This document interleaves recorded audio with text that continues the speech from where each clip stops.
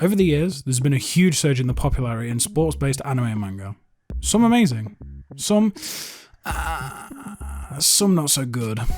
It all started in the late 90s and 2000s, when I was but a wee lad watching Card Captor Sakura, and shows like Initial D and Hajime no Ippo start showing up and laying the groundwork for the sports genre.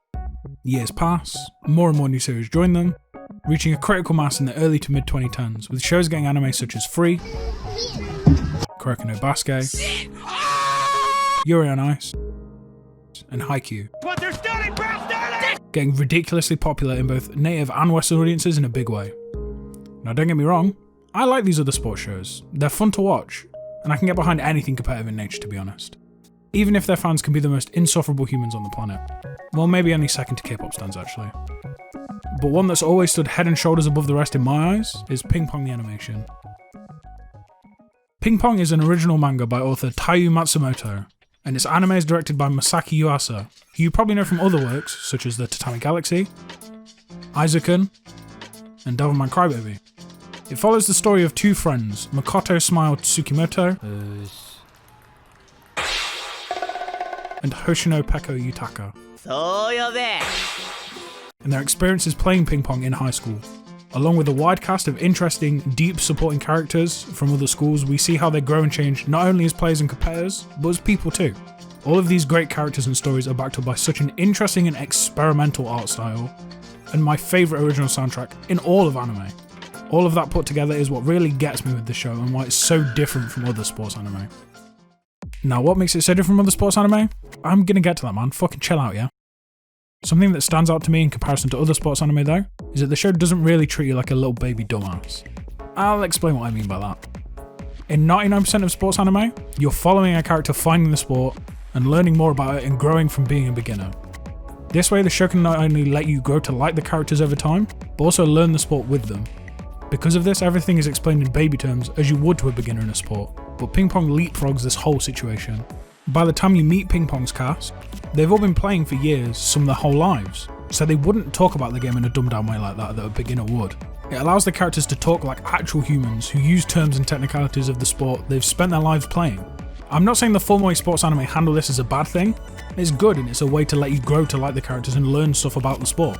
It's more that Ping Pong handles it differently and it feels fresh to me, and I really like that. If you're interested in what they speak about, you can go look it up and actively learn about the sport.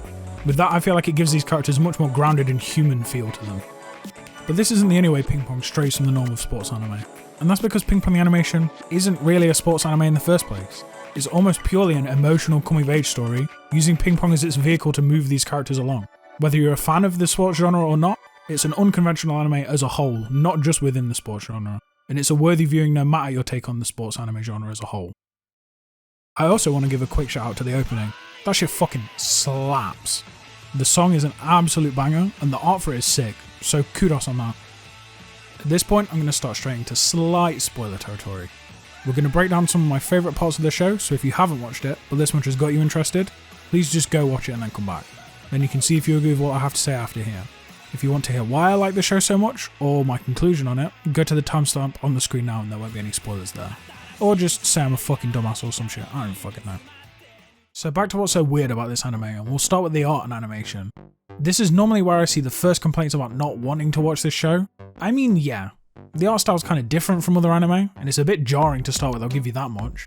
But it suits the show so well, and it just looks amazing. The watercolour painted backgrounds give it an almost intimate, homely feel, makes me feel all warm and cozy inside. And then you contrast that with the sketchy, hard-drawn characters with some extreme, sometimes a bit over the top of the weird facial expressions. Then you take all of that and you lay it out on the screen like as if it's a manga, having each panel frozen in frame until it becomes the focus of the scene, or popping in one after another with each ping pong hit, flowing panel to panel. It's such a unique style that I haven't seen used as heavily or as well as Ping Pong has, and it just makes it feel all the more individual. And then you take all of this animation prowess and expertly fit each character's personality on screen, through themes and relations to each one of them. It pulls together to make something oh so special. So let's go with my favourite character, Kongguan. A cocky Chinese player who got kicked out of his team and has come to Japan to redeem himself. After consistently getting his ass beat around by Japanese players, he becomes much more introspective and melancholic, realising there's more to his life than just ping pong, and they convey his longing to be back where he belongs, with his family, through the use of skies and planes. If Kong is talking, or in a scene, it will almost always involve one of the following: the sound of planes, him looking towards the sky or planes, 那时候心的手在 and big open areas looking to the distance. And the payoff of finally seeing Kong relieved when he decides he's done enough and will return to China is so satisfying. After seeing him long to be home since the show began in episode 1, it makes me feel all warm and happy for him.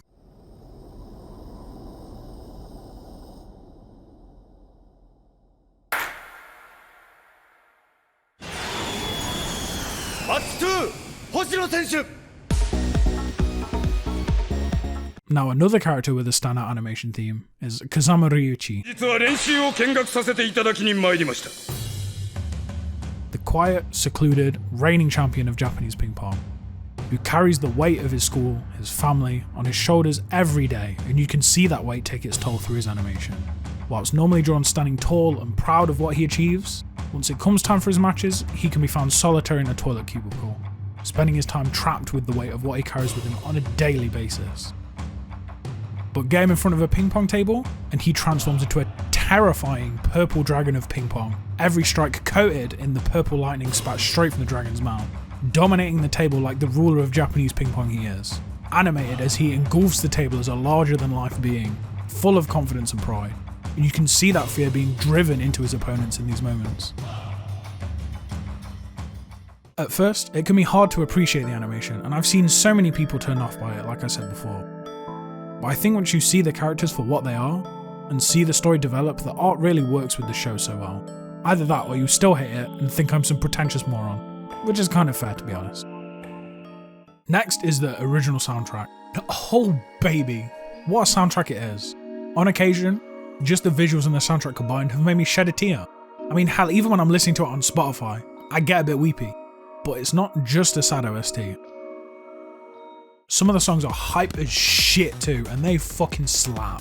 For an anime that only lasts 3 hours 40 minutes, to have a soundtrack that's an hour and 30 minutes in length is ridiculous. However, this allows each piece to fit its scene perfectly, with each character having songs dedicated to them as a kind of theme song, and it all allows the anime to shine on a whole other level.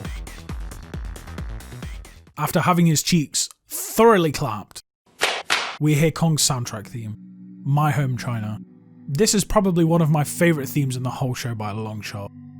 It does such a good job of accompanying Kong's longing to return home to his family, but also his moments of self-reflection and contemplation. Pair this with the animation of his melancholic moments, and it's sure to hit right in the chest, and I fucking love that shit.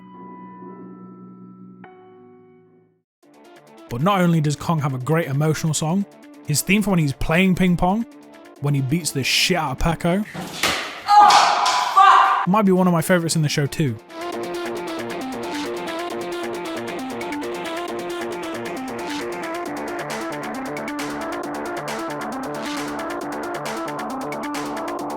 Now when it comes to our dynamic duo, Smile and Pekko, music plays a huge part in their story. Not only do they have 6 songs, for like when Smile's playing you hear Four Eyes attacks. I'm getting really sick of you! 行くよ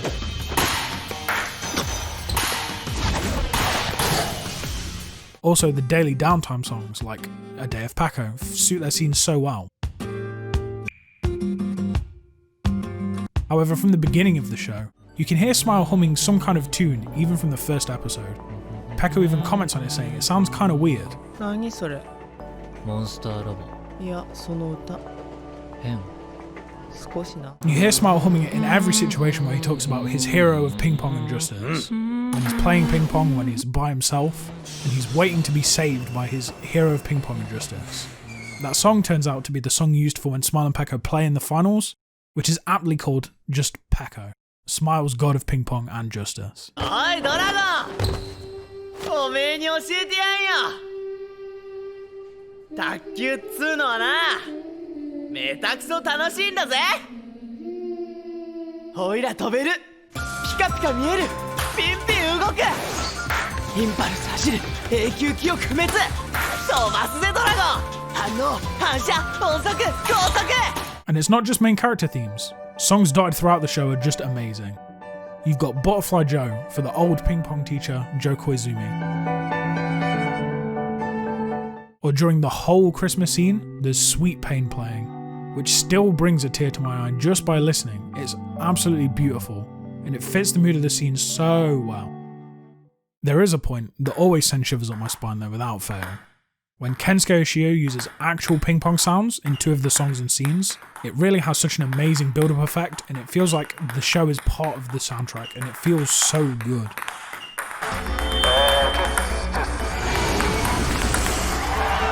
Yoshio has already shown himself to be a brilliant composer, with other anime sporting his soundtracks such as A Silent Voice, Liz and the Bluebird, and Space Dandy. So it's unsurprising to me that he knocked this one out of the park, but this is probably his best work of the lot. I hear you asking again, oh you British prick, why do you like this ugly sports anime so much anyway? Well, first, fuck you. Second of all, it's a lot of things, so I'll see if I can condense it down here. One thing that rings through from me from the anime is the love of competition improvement. As someone who always enjoys something competitive, whether it's fighting games, oh my goodness, first-person shooters, speedrunning or sports, I feel the growth of these characters go through is very relatable for me, and I think that could be true for anyone who has tried to be at least competent at something in their lives. If that person is you, this anime probably has something in it for you. As well as the fact that if you couldn't tell from the above, I adore the characters, the art style, and the soundtrack that go with it. Even after rewatching it in one sitting, like a filthy degenerate for this video, I really struggle to find anything I don't like about it. And if anything, I learn more and find more to love every time I rewatch it. So what do I conclude from this? I don't know, what do you want from me? It's a video about anime, not a dissertation. All I ask is you look past the art style and really give the show a try. It's genuinely worth it. If you do, come back and let me know what you think. Peace.